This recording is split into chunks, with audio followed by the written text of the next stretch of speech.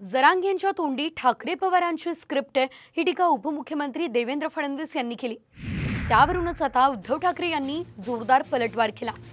Script आमची असेल तर गेल्या महिन्यात गुलाल कुणी उधळला हा सवाल करत उद्धव ठाकरे यांनी हा पलटवार केलाय। दरम्यान जरांगेंना आता अतिरेकी ठरवणार का असा सवाल करत ठाकरेंनी सरकारवरती हल्लाबोल केलाय। जी स्क्रिप्ट आतापर्यंत उद्धव ठाकरे बोलत होते, ज्या स्क्रिप्टवर पवार साहेब बोलत होते, नेमक्या तशाच स्क्रिप्टवर तेच विषय जरांगेंनी का मांडावे असा माझ्यासमोर प्रश्न आहे। त्याच्यामुळे याच्या पाठीशी काय आहे काय नाही आहे योग्य वेळी बाहेर येईल।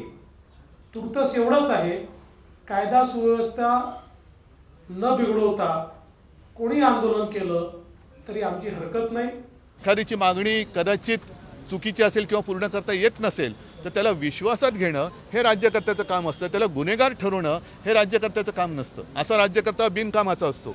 जर आज जरांगे पाटलांच्या मागे आम्ही आहोत असं तुम्ही आरोप करत असाल तर 1-1.5 महिन्यापूर्वी गुलाल कोणी उधळला होता? गुलाल कोणी उधळला होता? फटाके कोणी फोडले होते?